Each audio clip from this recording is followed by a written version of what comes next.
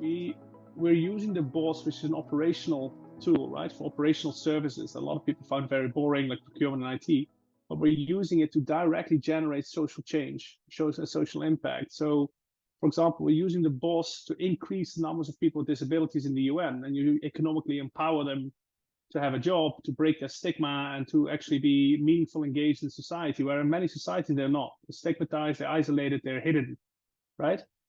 And under the BOS, we scaled the disability program to 16 countries. So a lot of people with disabilities, it's not only about recruitment, it's also about empowering them, ensuring if you have a visual disability, that you actually have the software that allows you to be productive like anybody else. It comes with many different aspects. It's more complicated than it seems. It's about training people with disabilities to actually be successful in an application process and an interview process, because they have been so stigmatized.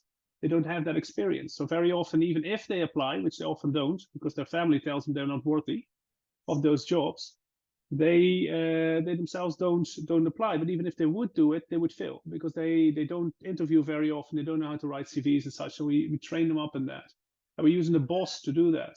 So we're really breaking the barrier in 2022 with concrete programs.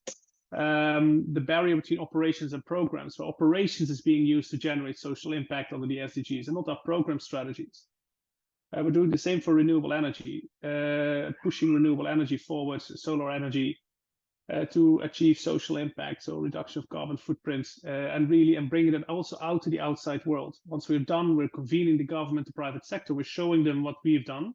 We're offering them help so they can replicate it and then scale social impact. So I'm very proud of that, because that's a new way of thinking, and it truly is. The service is not new. Disability inclusion we've done for many times, but looking at business operations and designing them smartly to amplify social impact, that is new.